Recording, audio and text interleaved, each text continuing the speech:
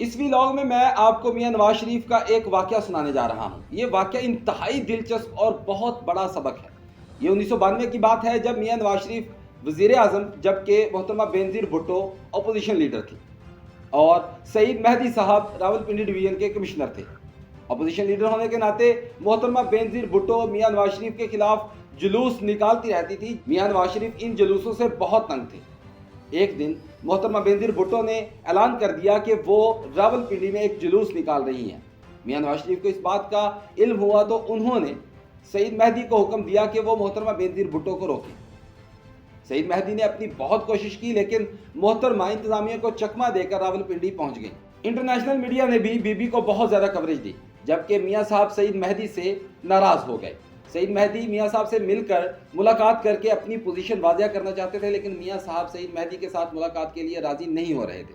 میاں صاحب کے سیکریٹری سعید مہدی کے لیے سافٹ کارنر رکھتے تھے۔ وہ روزانہ ہی سعید مہدی کا نام وزیر اعظم کی ملاقاتیوں کی فہرست میں ڈالتے جبکہ میاں صاحب وہ نام کاٹ دیتے تھے۔ سیکریٹری صاحب نے آخر میاں صاحب کے ڈرائیور سے مدد لی اور اسے کہا کہ آج جب میاں صاحب وزیر اعظم ہاؤس سے ایئرپورٹ کے لیے نکلیں گے تو تم نے میاں صاحب کی گاڑی میں سعید مہدی کو بھی بیٹھا لینا ہے، کیونکہ سیکریٹری صاحب کو یقین تھا کہ کم از کم میاں صاحب سعید مہدی کو اپنی گاڑی سے نہیں اتاریں گے۔ پروگرام کے مطابق میاں صاحب جو ہی گاڑی میں بیٹھے تو دوسرا دروازہ کھول کر سعید مہدی بھی میاں صاحب کے ساتھ گاڑی میں بیٹھ گئے۔ پروٹوکول کے مطابق صدر اور وزیر اعظم 24 منٹ میں ایئرپورٹ پہنچتے ہیں۔ یوں سعید مہدی کے پاس صرف اور صرف 24 منٹ تھے۔ گاڑی میں بیٹھتے ہی سعید مہدی نے اپنی صفائی میں بولنا شروع کر دیا جبکہ میاں صاحب نے اپنا منہ دوسری طرف پھیر لیا اور ان کے کان غصے سے سرخ ہو گئے۔ میاں صاحب کو غصے میں دیکھ کر سیکریٹری صاحب کا رنگ بھی اڑ گیا لیکن مہدی صاحب بولتے رہے۔ جب میاں صاحب کی برداشت جواب دے گئی تو انہوں نے مہدی صاحب کی طرف دیکھا اور کہا کہ مہدی صاحب آپ میرے تمام احسانات کو بھول گئے، میں نے آپ کو کہاں سے اٹھا کر کہاں پر بٹھا دیا۔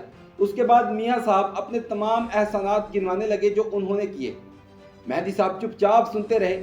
جب وزیر اعظم تھک گئے تو مہدی صاحب بولے، میاں صاحب یاد رکھیں کہ یہ تمام احسانات مجھ پر میرے اللہ نے کیے، آپ صرف اور صرف وسیلہ تھے اور اس وسیلہ بننے پر میں آپ کا شکریہ ادا کر سکتا ہوں لیکن شکر میں صرف اپنے اللہ کا ادا کروں گا۔ یہ سننے کی بات تھی کہ میاں صاحب نے فوراً ڈرائیور کو کہا کہ گاڑی روکو، لیکن پروٹوکول کے مطابق ڈرائیور گاڑی نہیں روک سکتا تھا لہٰذا وہ چلاتا رہا۔ میاں صاحب نے دوسری دفعہ بہت سخت لہجے میں ڈرائیور کو کہا کہ گاڑی روکو تو ڈرائیور کو مجبوراً گاڑی روکنا پڑی۔ جو ہی وزیر اعظم کی گاڑی رکی پورا پروٹوکول رک گیا۔ کمانڈوز نے اپنی پوزیشن سنبھال لی جبکہ سعید مہدی پرسکون نظر آ رہے تھے اور ہر قسم کے حالات کا مقابلہ کرنے کے لیے تیار تھے۔ میاں صاحب گاڑی سے اتر کر سڑک کی دوسری طرف چلے گئے جہاں پر جگہ خالی تھی اور ایک ککر کا درخت تھا۔ میاں صاحب درخت کے نیچے کھڑے ہوئے اور انہوں نے ہاتھ اٹھائے اور نماز شروع کر دی۔ وہ ننگی زمین پر رکوع بھی کر رہے تھے اور سجدے بھی۔ میاں صاحب نے 2 نفل ادا کیے اور دوبارہ گاڑی میں آ کر بیٹھ گئے اور مہدی صاحب کو مخاطب کر کے بولے کہ مہدی صاحب میں آپ سے معذرت چاہتا ہوں، میں غصے میں بڑا بول گیا تھا۔ واقعی انسان کسی دوسرے انسان کو کچھ نہیں دے سکتا بلکہ وہ تو صرف ایک وسیلہ ہوتا ہے، دینے والی ذات اللہ کی ہے، اور میں تکبر میں آ گیا تھا جس کی وجہ سے میں نے توبہ کے 2 نفل ادا کیے۔ اب ذرا غور کریں کہ میاں صاحب نے اپنے تکبر پر توبہ کی تو اللہ تعالیٰ کی ذات نے ان کو پاکستان کا مقبول ترین لیڈر اور 3 بار وزیر اعظم بنایا، اور اس ایک تکبر کی چھوٹی سی بات پر وزیر اعظم کا پورا پروٹوکول رک گیا۔ جبکہ دوسری طرف خان صاحب کی گاڑی سے چند دن پہلے کئی افراد گر کر بری طرح زخمی ہوئے لیکن خان صاحب کی گاڑی نہیں رکی، اور کوئی نہیں تو اللہ تعالیٰ کی ذات تو دیکھ رہی ہے نا، اور بے شک عزت اور ذلت اللہ تعالیٰ کی ذات ہی دیتی ہے۔